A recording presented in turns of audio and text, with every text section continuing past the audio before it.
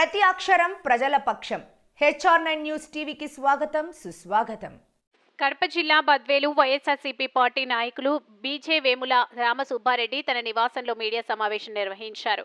ఈ సందర్భంగా వారు మాట్లాడుతూ ప్రజలకు, కార్యకర్తలకు సంక్రాంతి శుభాకాంక్షలు తెలియజేశారు. వైఎస్ఆర్సీపీ పార్టీ జిల్లా అధికార ప్రతినిధిగా నన్ను నియమించినందుకు ఎంపీ అవినాష్ రెడ్డి, జిల్లా అధ్యక్షులు Ravindra Reddy, MLC DC Govinda Reddy, MLA doctor Dasari సుధాలకు కృతజ్ఞతలు తెలిపారు. పార్టీ నాపై పెట్టిన నమ్మకాన్ని వమ్ము చేయకుండా కూటమి ప్రభుత్వం చేసిన వాగ్దానాలను, ప్రజా సమస్యల వైఎస్ఆర్సీపీ పార్టీ నాయకుల ఆదేశాల మేరకు జిల్లా నాయకులతో కలిసికట్టుగా కార్యకర్తలను ప్రభావితం చేస్తూ పోరాడతామని, వైఎస్ఆర్సీపీ ప్రభుత్వంలో వచ్చిన సంక్షేమ ఫలాలు ఇప్పుడున్న ప్రభుత్వ ప్రజలపై పెడుతున్న భారాలను ప్రజలు గమనిస్తున్నారని, ఏం కోల్పోయారో వారికి అర్థమైందని, రాబోయే ఎన్నికల్లో మరోసారి రాష్ట్రంలో వైఎస్ఆర్సీపీ పాలన ఖాయమని వారు స్పష్టం చేశారు.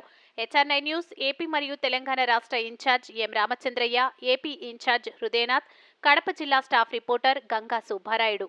నాయకులందరికీ కూడా పేరు పేరున శిరస్సు వంచి, నాకు ఈ అవకాశం ఇచ్చిన అందరికీ కూడా శిరస్సు వంచి ధన్యవాదాలు తెలుపుతున్నా, సంక్రాంతి శుభాకాంక్షలు తెలుపుతున్నాను. ఆ తర్వాత ప్రియతమ ముఖ్యమంత్రిగా ఆయన కుమారుడైన జగన్మోహన్ రెడ్డి గారు ముఖ్యమంత్రి అయ్యారు. ముఖ్యమంత్రి అయినాక ప్రజలందరూ కూడా నా వాళ్ళు, అన్ని పార్టీలు నా వాళ్ళు, కుల మతాలకు అతీతంగా నా వాళ్ళకి నేను సాయం చేయాలా అనే పదముతో ముందుకెళ్ళాడు. మరి 22 డిసెంబర్లో 2022 డిసెంబర్ 22వ తేదీన మాకు మనకొస్తే మా పంచాయతీకి దాదాపు 2 కోట్ల రూపాయలు క్రాప్ ఇన్సూరెన్స్ వచ్చింది. మరి 23లో ఎకరాకు 6,000 అంతా ఇచ్చాడు. అలాగే రీఎంబర్స్మెంట్ ఇచ్చాడు. మరి ప్రతి ఒక్కటి కూడా రైతులకి ఏం జరిగినా కానీ, ఎన్ని కష్టాలు ఉన్నా కానీ, తను 2 ఏళ్ళు కరోనా వచ్చి ఆయన 5 ఏళ్ళ ముఖ్యమంత్రిలో 2 ఏళ్ళు వేస్ట్గా పోయింది.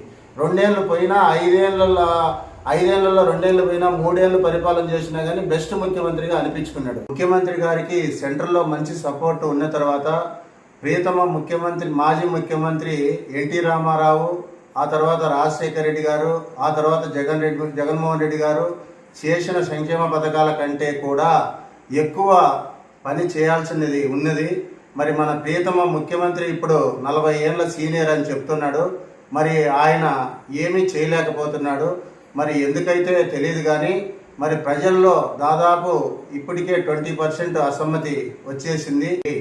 ప్రభుత్వము ఇచ్చిన మాటను మరి నిలబెట్టుకోలేని పరిస్థితుల్లో ఉంది. ఇప్పుడు ఆ నిలబెట్టుకోలేని పరిస్థితిని మేము ఎత్తి చూపుతూ ప్రజల ముందుకు వెళ్ళి ప్రజలను మరి గత ప్రభుత్వంలో మాజీ ముఖ్యమంత్రి ప్రియతమ మరి జగన్మోహన్ రెడ్డి గారు ఎలా చేశారో, ఇప్పుడు ఉన్న మన ప్రియతమ ముఖ్యమంత్రి చంద్రబాబు నాయుడు చేసే పనులకి వ్యత్యాసాన్ని ప్రజలకు తెలియజేసేదానికోసమని మాకు ఒక్కొక్క మండలం అయితేనేమి, జిల్లా అయితేనేమి, తర్వాత స్టేట్ అయితేనేమి అధికార ప్రతినిధులుగా మమ్మల్ని అందరినీ కూడా ఒక కూటమిగా ఎన్నుకోవడం జరిగింది.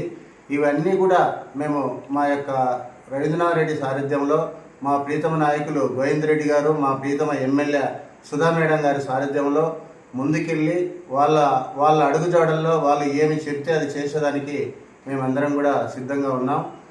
ఇప్పుడు చంద్రబాబు కూడా ఏం చేయలేదని చెప్పి వాళ్ళ బాధలు ఎల్లబోస్తున్నారు.